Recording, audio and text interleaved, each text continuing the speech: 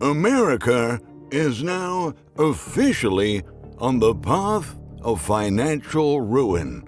We are nearing $28 trillion in national debt, and by the end of 2021, we will likely have exceeded the 30 trillion mark. Congress is about to finally pass a $1.9 trillion stimulus package.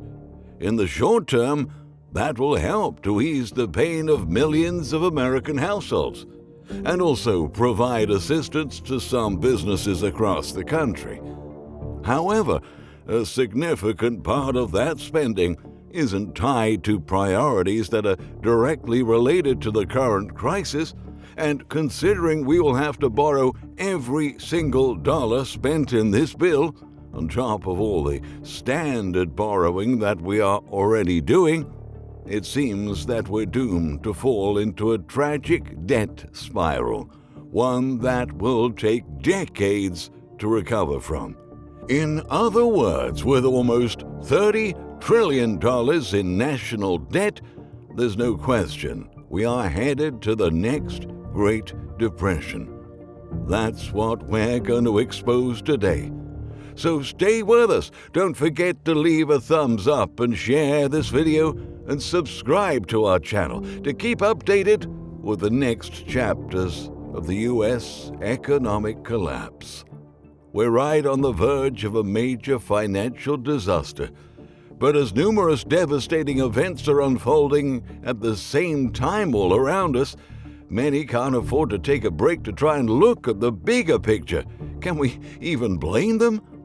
For a year now, most Americans have been in a living nightmare.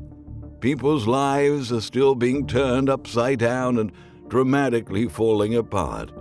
But of course, the mainstream media is still doing a great job in distracting us from the real roots of our real problems. In that way, it has been quite easy to shift our focus away from national budget issues in a time millions are wondering if they will have enough to eat. However, this is a matter of importance to all of us because in the long run, there will be serious consequences that could collectively impact our living standards. So we're about to report some concerning numbers that are failing to be delivered by mass media outlets. Let's start with GDP. According to the Bureau of Economic Analysis, current dollar GDP declined 2.3%, or $500.6 billion in 2020, to a level of $20.93 trillion, compared with an increase of 4%, or $821.3 billion in 2019. What does that mean? It means that once our national debt crosses the $30 trillion mark, our debt to GDP ratio will be soaring toward 150%. That is completely absurd. Some may argue that the coming stimulus package is crucial to assist households, to assist workers, and to assist businesses, and no one can really argue with that. But there are two problems with that thinking. First, if we're indeed in a country led by the greatest economists, financial analysts, strategists, scholars, and professionals, why aren't we coming up with more effective and less damaging alternatives to our financial problems? Compromising and accepting that is the only option, or the necessary evil, is the same as admitting to the rest of the world our incapacity of properly managing the country, which is truly embarrassing considering that in previous crises we have shown great resilience and strength to fight our battles head-on. Second, according to a recent analysis, only about 35% of all money allocated by the next spending bill is going to be redirected to the American people. Even some politicians are acknowledging that the bill looks like a pork-stuffed wish list that's being opportunistically wrapped through Congress. From those 35%, just 22% will be set aside for $1,400 per person stimulus checks, while 13% will go for extending additional unemployment funding of $400 a week. Additionally, the coming fiscal package won't compass the same number of Americans as the previous ones. After a prolonged dispute, the Senate agreed to dramatically reduce the number of Americans that'll qualify for the new payments. According to CNN, the new administration has agreed to a compromise to narrow the income eligibility for the next round of $1,400 stimulus checks that are included in the bill the Senate is expected to take up this week. That means 7 million fewer families will receive a partial payment than would have under the House version of the bill, according to an estimate from the Penn-Wharton budget model. The new proposal will completely cut off those who earn more than $160,000 a year and individuals who earn more than $80,000 a year, reads the report. A sizable chunk of that spending is going to projects completely unrelated to our current recession, including a $1.5 million bridge connecting New York and Canada, a $100 million underground rail project in Silicon Valley, $480 million for Native American language preservation and maintenance, and $50 million in environmental justice grants, as reported by PolitiFact. In a time when over half of our population is financially suffering, we simply cannot afford to let millions upon millions of dollars go to wasteful spending. If these were different times, we would be pleased to invest in side projects. But we're in the middle of a collapse. We should always remember that. Now more than ever, our leaders should be worried about controlling the national spending because we already have nearly $28 trillion in spending problems. To be precise, the national debt has ballooned to an alarming $27.9 trillion. Just to put that in perspective, how much money that is, consider the following comparison.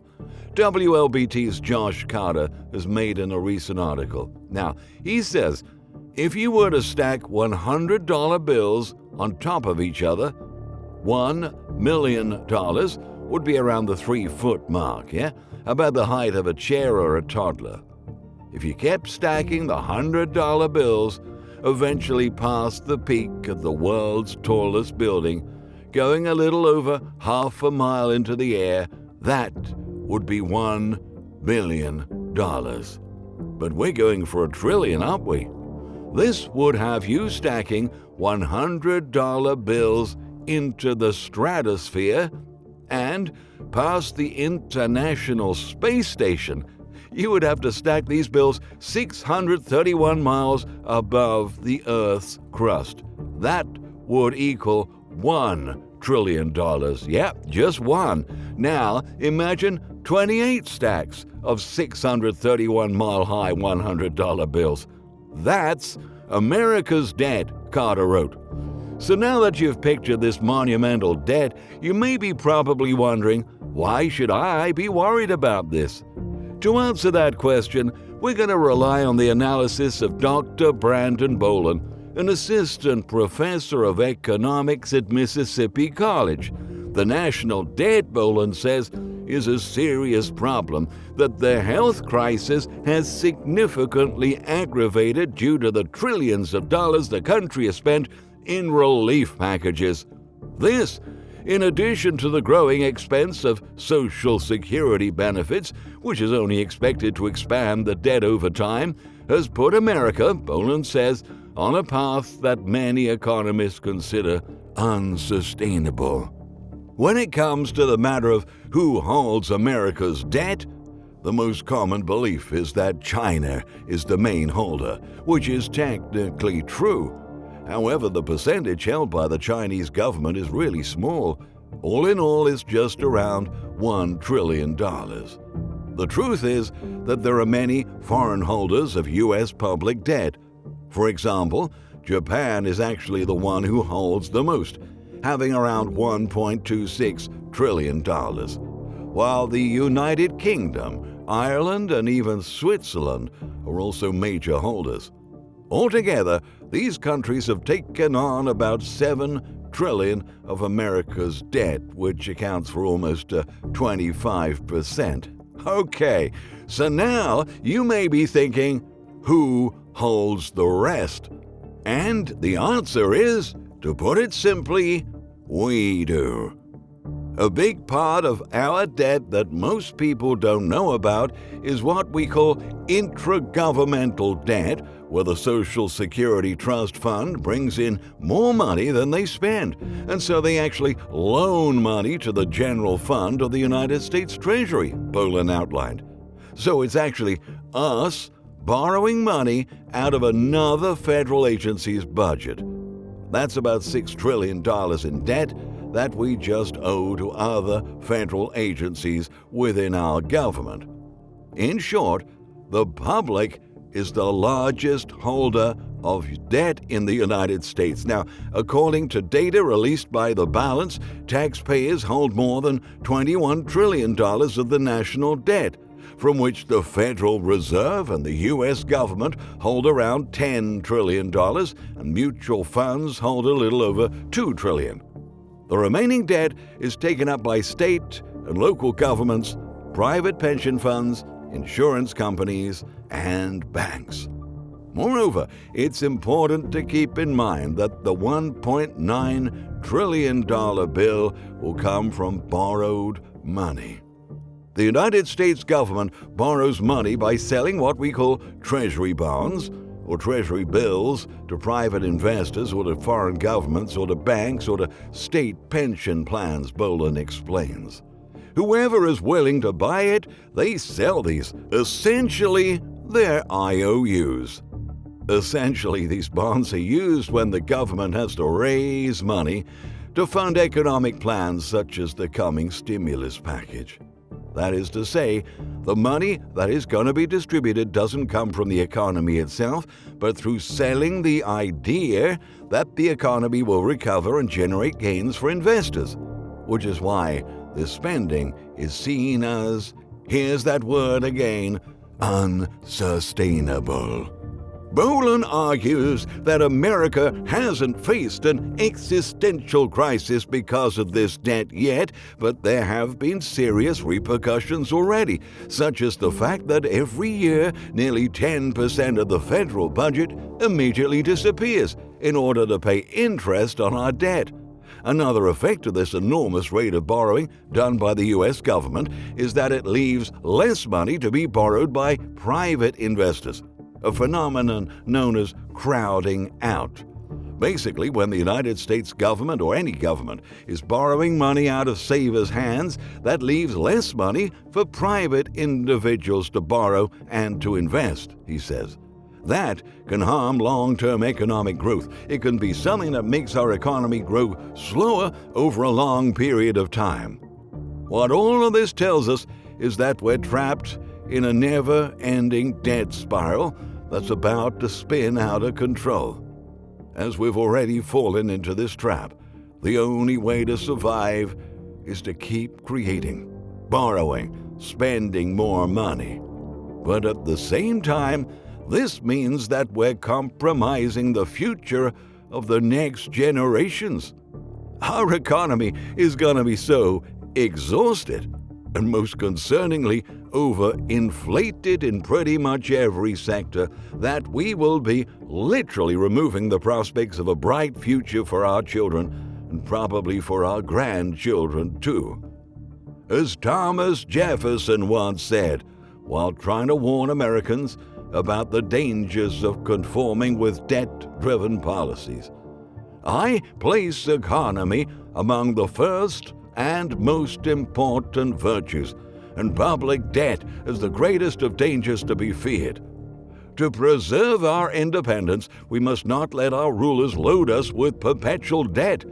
We must make our choice between economy and liberty or profusion and servitude. If we run into such debts, we must be taxed in our meat and drink, in our necessities and our comforts, in our labors and in our amusements. If we can prevent the government from wasting the labors of the people under the pretense of caring for them, they will be happy. Thomas Jefferson definitely understood that government debt was a way for one generation to steal wealth from future generations. The darkest part of our history is that even though we are the wealthiest and most prosperous nation in the entire world, we have also accumulated the greatest amount of debt in the history of humanity. As economic collapse writer Michael Snyder has recently stressed, in our insatiable greed, we are systematically destroying the United States of America, and we should be utterly ashamed of ourselves. If you enjoyed this video, you will probably enjoy Snyder's latest book. It's called Lost Prophecies of the Future of America, and it's now available on Amazon. Please, feel free to share your thoughts in the comments section down below, and don't forget to turn on the bell to always get our latest notifications. Thank you for watching.